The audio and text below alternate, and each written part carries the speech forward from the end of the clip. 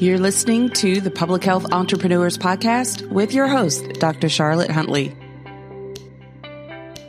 Greetings, everyone, and thank you for joining me on this episode. In case you're brand new to the podcast, I'm excited that you're tuning in. And if you're a regular listener, then welcome back. I'm your host, Dr. Charlotte Huntley, and I'm a public health entrepreneur.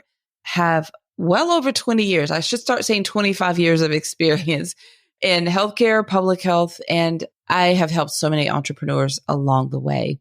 On this podcast, typically it's just me sharing strategies, tips, advice, tidbits, and so forth. But occasionally I bring on a guest that will serve as inspiration and to introduce you to someone who's walking this walk and doing this work.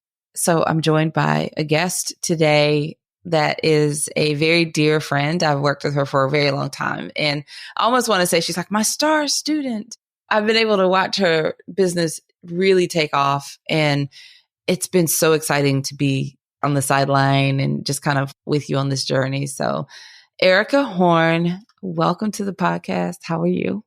I'm doing good. Thank you so much for having me.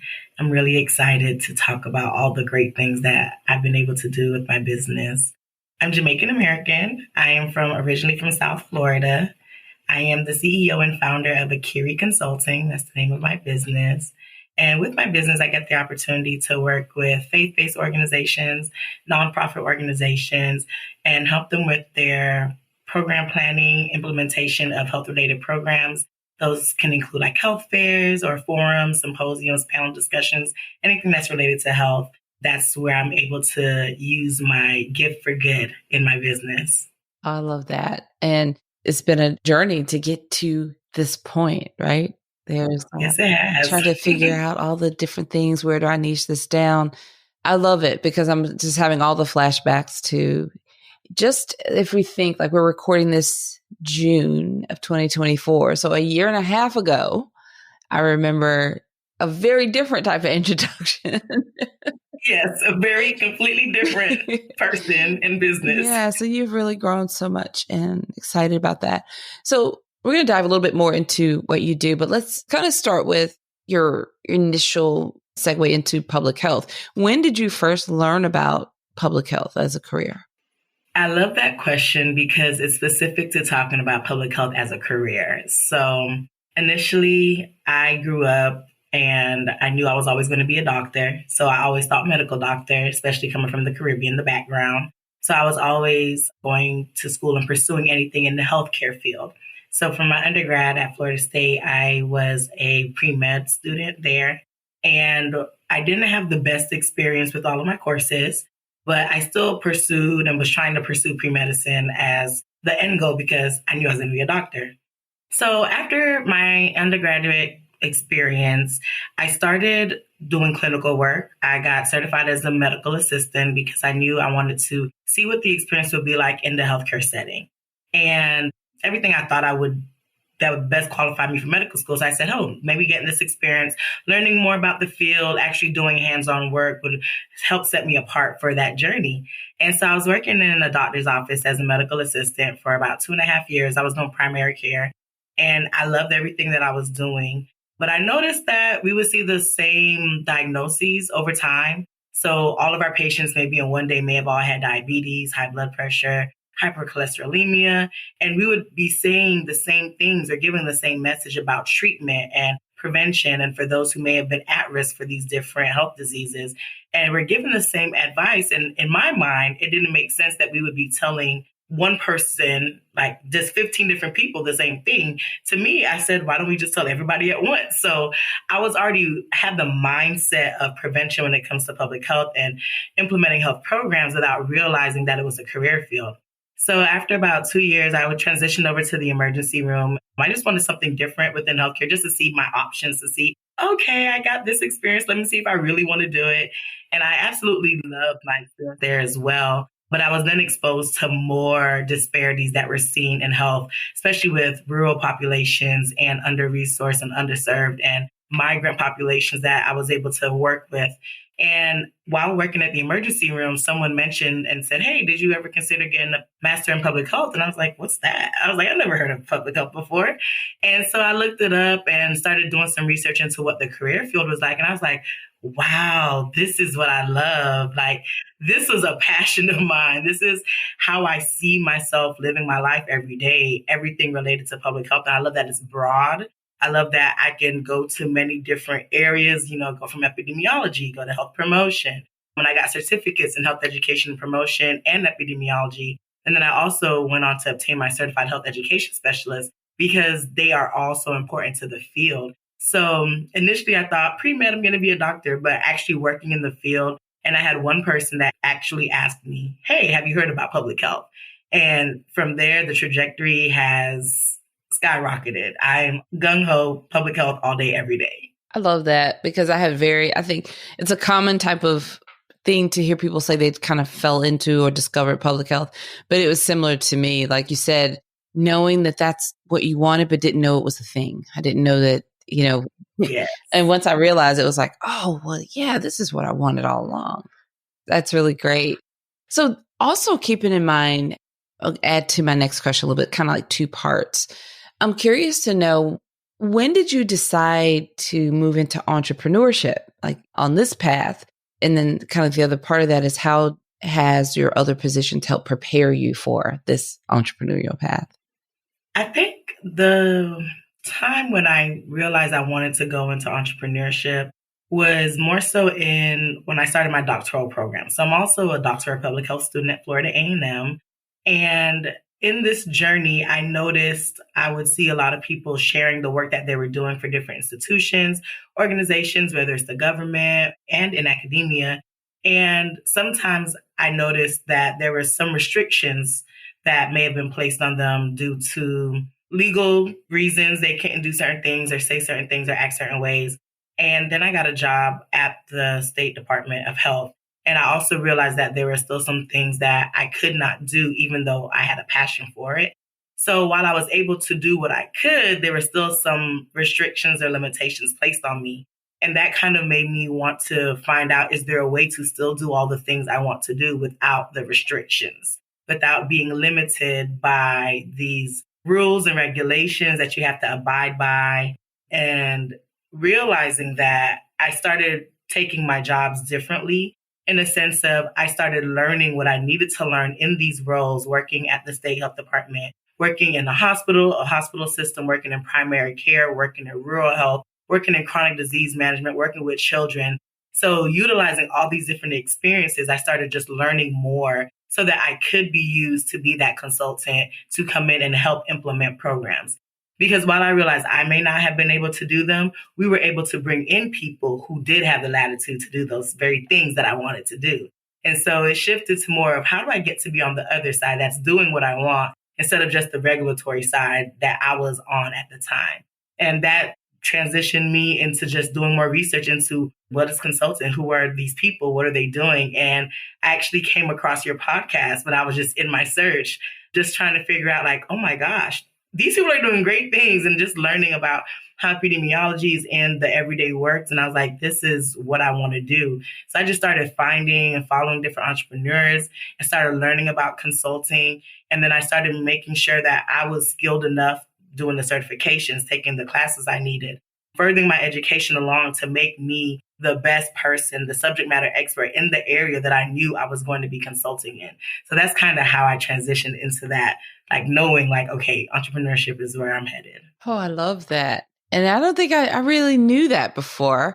I've known you for a while. I remember when we first met at a conference, and you had already been listening to the Public Health Epidemiology Conversations podcast for a while. And you shared with me, you said a whole lot of stuff with that introduction. I did. Like really fast.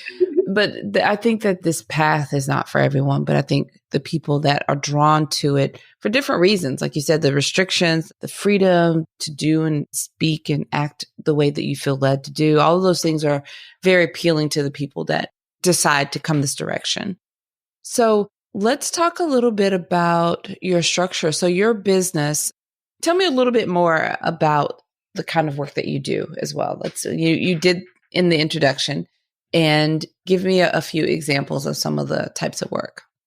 So I've had the opportunity to help plan like health fairs for my church that I attend as well, but also other churches. And so with that, I help reduce the burden of those who may not be in the field by connecting them to resources, helping to plan out what the day will look like, getting a team of volunteers, and just being able to be the hands-on person to run the event from top to bottom, hosting it. I've also been able to go in and do speaking engagements around whatever health topic that people are interested in. So that's a part of the work, whether it's women's health, adolescent health, also working with mentoring groups locally in the area. I've helped curate their health fairs. So like a health and wellness day for their young ladies, and then they bring their families in. And then I'll do health education information that's particular to the young ladies, whether it's menstrual health or sexual health, and just making sure that they're receiving the information that they typically may not receive or they may not be in a space to receive. I've also had the opportunity to do some subcontracting with my business. And because I am still in school, I'm not always able to do a lot of full-time work, but I do take the opportunity to leverage some of the subcontracting opportunities. And I was able to become a mental health first aid instructor. So with that, I've been able to instruct first generation students like myself, first year students like myself on mental health first aid and being able to recognize signs and symptoms. So that's another way that I've poured into myself and taking the classes to make sure I'm prepared to help out somebody else and provide that for other businesses. And then being able to provide those trainings to church leaders, other clergy who are in need and want to learn how to recognize those different signs and symptoms to prepare them in what they're doing. So those are a few things I've been able to do. Just really being a connector to the community because I'm really ingrained in the community. But outside of doing it in my community, I've been able to leverage that in other areas where I may not be living because of the skills that I have, but learning how to find them. And doing the state work, I've been able to make connections across the state as well to do that as well. Thank you for going further into that. For as long as I can remember, we're well aware of the power of these faith-based partnerships in public health. And it's, I want to say, vital to really nourish those partnerships. And it takes certain skill set, certain people that are positioned, you know what I mean, to nurture those relationships.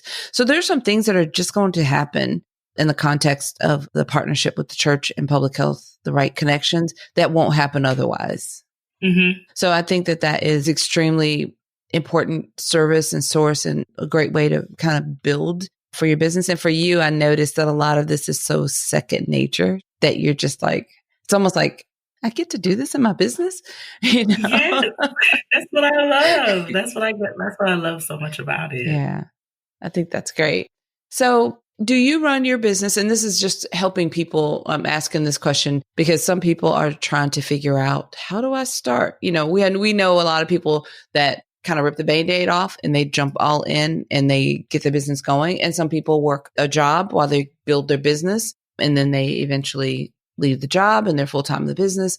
Where do you fall? How do you operate? You know, kind of gave you two extremes and there's all sorts of combinations of how this could work. But just to kind of think for people that are listening and thinking about how to do this, just giving them some options.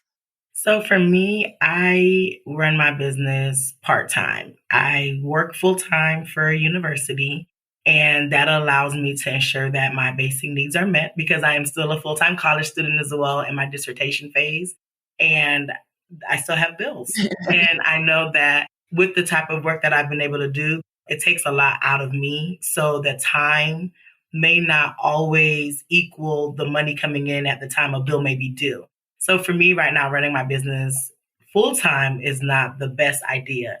I do eventually believe that I'll be getting there because it becomes overwhelming once you actually start and people start learning about what you do and how you're able to assist them with what they're trying to do. And I've been able to witness that already. Mm-hmm.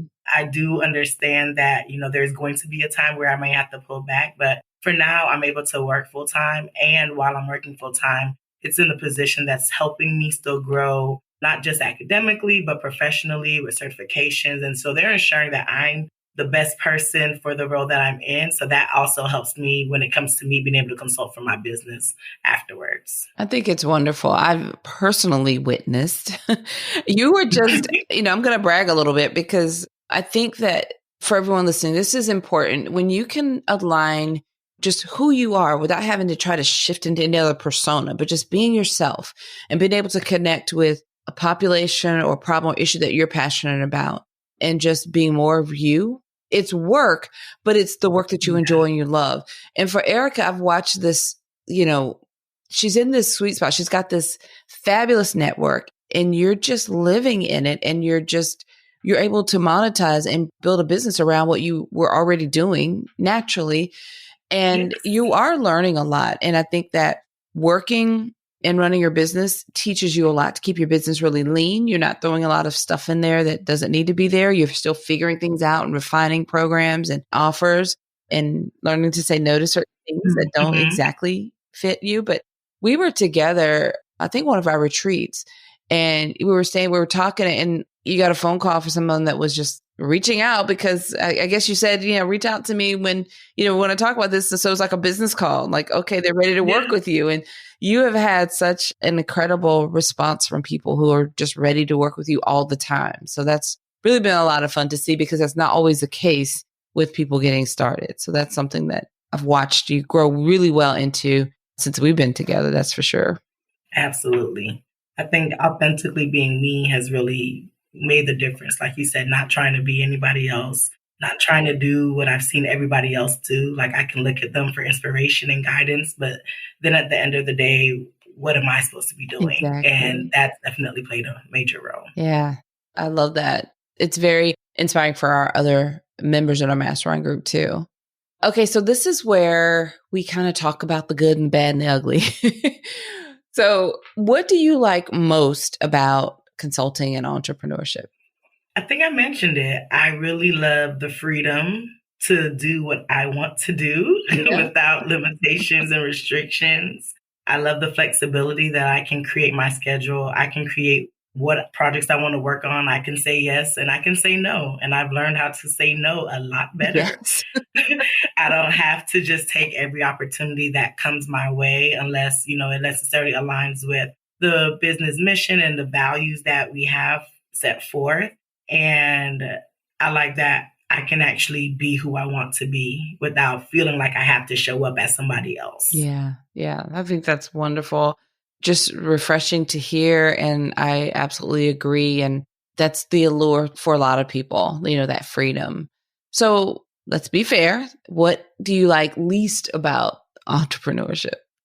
What do I like least? I will say, because I am starting out and I actually still work and I'm in school, the administrative part is not my tea right now. It is not somewhere where I happily live. I, look forward to the day where I can have like an assistant to help with upkeep and emails and the social media. And I'm still working on building that aspect because when I started my business, I didn't have social media. I still don't have one. I just am starting a LinkedIn page, but because I've already been able to be blessed with work, it didn't seem like a major priority. So I'm still just trying to navigate how to do all those things. And I realized that that's not my favorite part. I also realized I don't like asking about money per se. Like I don't like the selling part. I know it's essential. I realized it's not as taboo or as scary as I thought it was at first, having those conversations, but I realized it's not what I like to do. I like to just do the work. Yeah.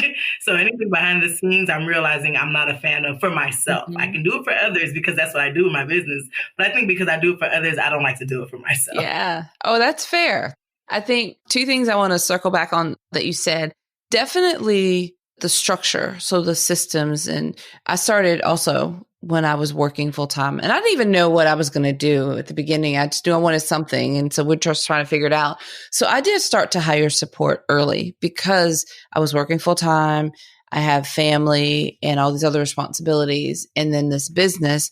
And I didn't want all of the little bit of free time that I had to go to all of the administrative things. So part of my investment into the business was before the business really made money was I just invested in having that support on a small level, but the podcast is so time consuming. So that was something. But it also helped to inspire me to quickly monetize that. So that podcast needed to bring in revenue because it's costing me money. So the goal was just to kind of level its expenses at the very beginning. So I think for you, what you're starting to do, because, we work together and I'm very familiar with this. So helping you to just kind of learning to say no to things was a big part. Absolutely. Because that helped you at least to start making the most of your time and energy spend. And I think very soon we can start to talk about, in fact, a little side note, at our next mastermind, we're going to talk a lot about teams. So you may get some ideas about how you can bring on some support as well, even at this earlier, newer stage. So I think that that's something that'll be helpful for you. So the second thing that I wanted to circle back on was you mentioned the sales and not loving the sales. And I get that. And I do teach and coach a whole lot. Like, it's so much easier for me now, but I don't forget when it was really awkward. So I invested a whole lot in learning to become comfortable with that, because I had a coach around that at one point that said, you have to learn to love sales. Otherwise, without sales, you have no business. And I thought that is just perfect, right? But it's common for us to not be comfortable with that. And we've worked with a lot, you've heard me reframe it multiple times. And I think that's helped you too. It's really more of a match. It's like finding the match. Is this organization, because they're looking for the problem. They don't have the issue about paying you for it. It's just we feel weird about it. So when we can start to frame it as, we're getting to help them and we're providing a solution that they're already looking for. And when we match up, everybody's excited. Then we don't have to feel so bad about that.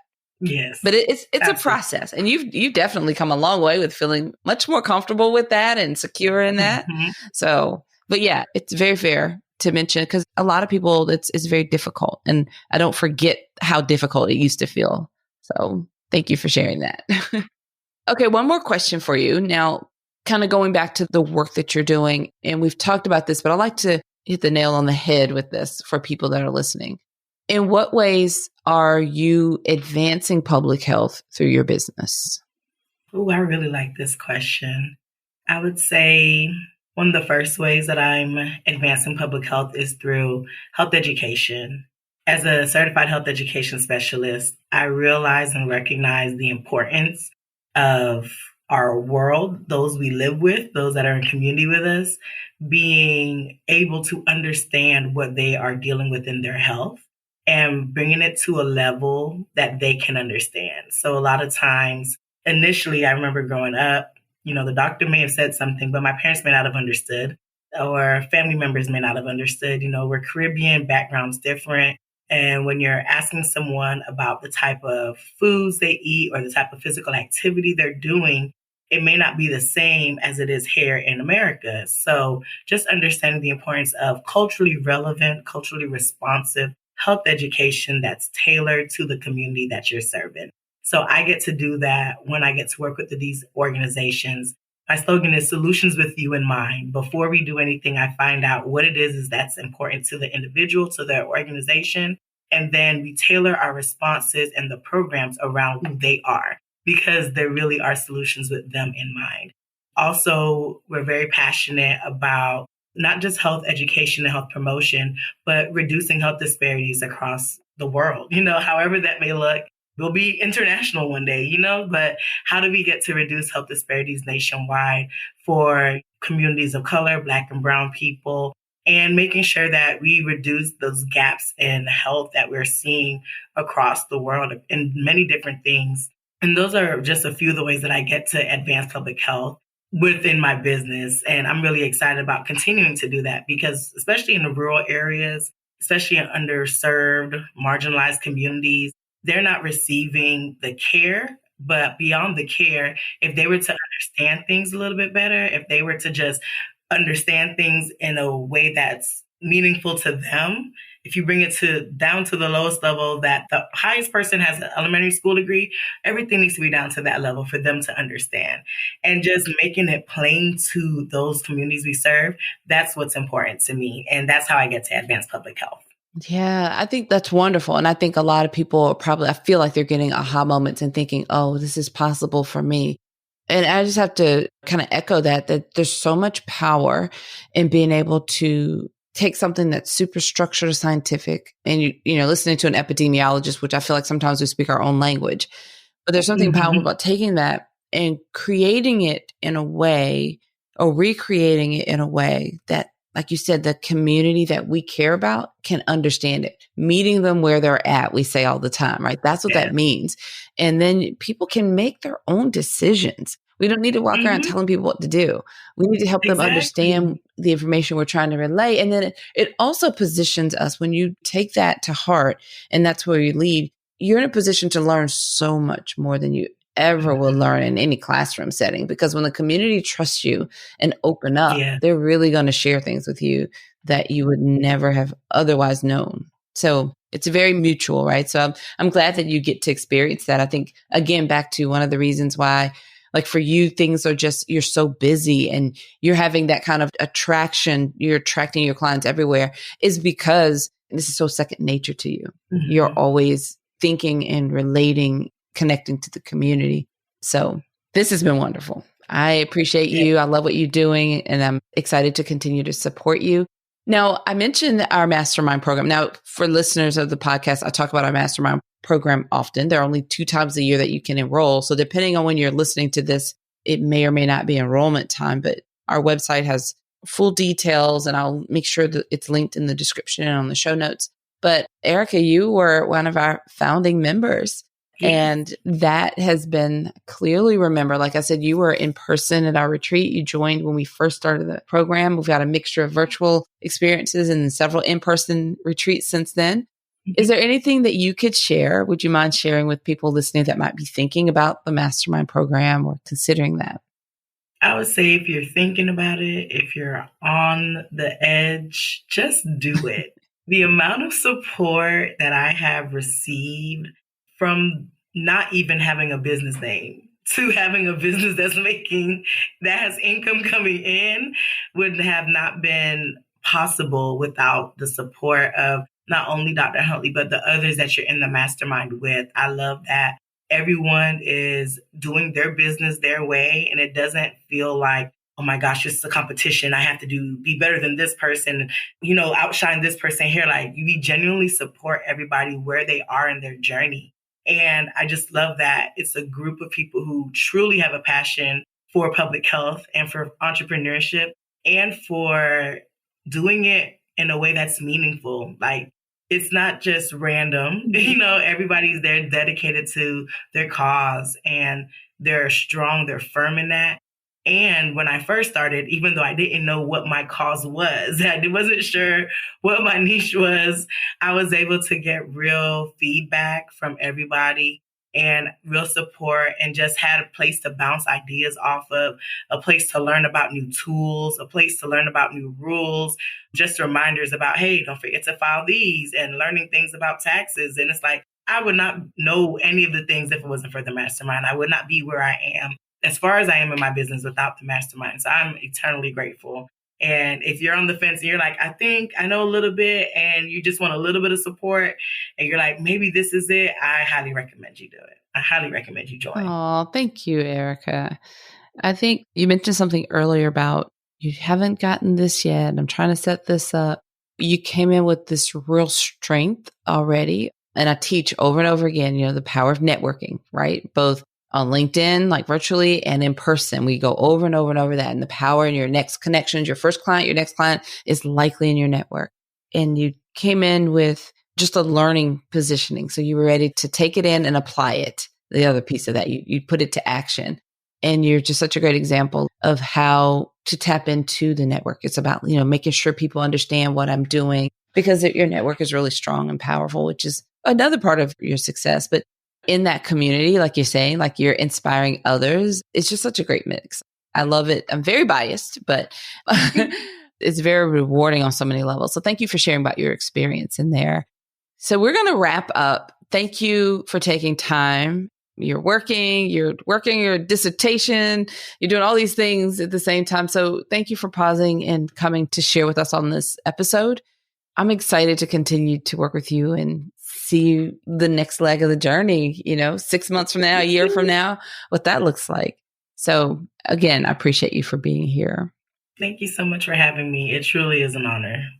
Well, thank you everyone for listening, and check the show notes in the description for links to connect with Ericka. The only thing I'm going to add to that is if you're looking to start your business, I'm not saying reach out to Ericka and ask her how to help you get started with your business. Okay. So that's what this podcast is for. That's what other programs we offer is for.